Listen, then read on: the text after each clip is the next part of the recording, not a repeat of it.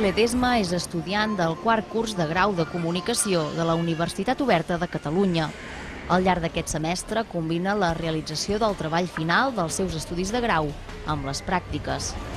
En lloc de fer-les a una empresa externa, la Neus va decidir apostar per l'agència de comunicació virtual de la seva universitat, la UOCCom, destinada a satisfer les necessitats comunicatives d'entitats sense ànim de lucre. Una opció molt adequada per als estudiants que no tenen disponibilitat de fer les pràctiques de manera presencial. Pots treballar des d'on sigui, això és el més important, no tens un horari que et fa anar cada dia a algun lloc, llavors per treballar i estudiar alhora és una molt bona opció.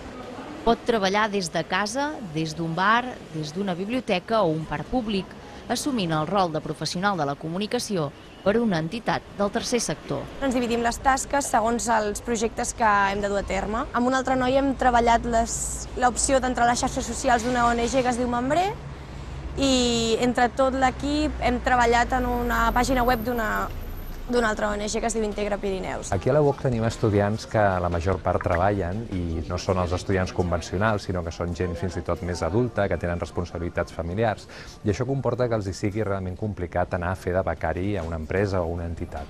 Era un problema perquè per nosaltres les pràctiques són molt importants i no volíem renunciar que les fessin, i la solució a aquest problema ha estat UOCCom. És una agència que funciona completament virtual, però estan treballant per un client real, estan treballant amb companys, estan treballant supervisats per experts que funcionen com si fossin els seus caps, i això els dona tot el coneixement propi d'unes pràctiques com qualsevol altres, però amb la comoditat que ho poden fer des de casa seva, des de qualsevol lloc, visquin on visquin. Tenim estudiants que viuen a l'estranger i tot això ho resolem gràcies a UOCCom i a aquest sistema de pràctiques virtuals. Aquí hi ha tot un sistema tecnològic, diguem, per poder treballar de manera col·laborativa, o sigui, els estudiants han de treballar en equip, perquè una de les coses que volem promoure és justament aquestes competències que tenen a veure amb això, el treball en equip, en la col·laboració, i tot això ho hem de fer de manera virtual, en línia, que és el model de la nostra universitat. Doncs, en realitat, aquestes pràctiques són una manera de poder donar resposta a la necessitat de fer pràctiques en una universitat que és virtual. La Fundació Membré és una entitat del tercer sector que ofereix assistència residencial a persones sense llar. Al ser una organització sense ànim de lucre, no té suficients recursos per cuidar la comunicació corporativa. Per això, des de fa uns mesos, gestiona les seves estratègies comunicatives a través de l'agència UOCCom. Té una doble vessant, és a dir, segurament si ho haguéssim de fer pagant, no ho faríem. No és que fos una despesa més per l'entitat, sinó que hi hauria coses que senzillament no les faríem, o les faríem d'una manera molt més casolana. I bé, en la societat que estem, en què la imatge és tan important, doncs no és el mateix presentar un fulletó fet de manera casolana i com s'ha pogut, que presentar un fulletó amb una bona edició, fer una presentació amb un PowerPoint també com has pogut, que fer una bona presentació en què la imatge pesi. Llavors, no és tant que t'estalvies diners, perquè realment els diners no els tens, per tant no ho faries, com que sí que millores tota la part més comunicativa de l'entitat. La UOCCom es distribueix en 5 seccions: el Departament Creatiu, de Gestió, de Relacions Públiques, Audiovisual i Gabinet de Premsa. Cada un d'aquests és coordinat per un professional del sector, com Ima Ábalos, que s'encarrega de coordinar les pràctiques i el treball dels estudiants dins l'agència.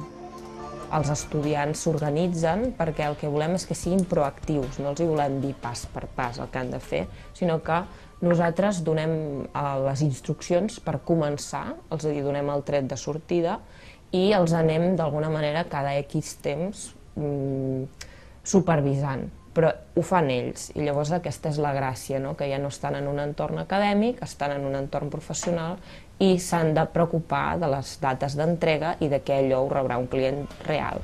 Un altre alumne de la UOC i membre de l'agència de comunicació virtual és Lluïsa Garcia, que aprofita qualsevol moment del dia per avançar en les seves pràctiques de grau.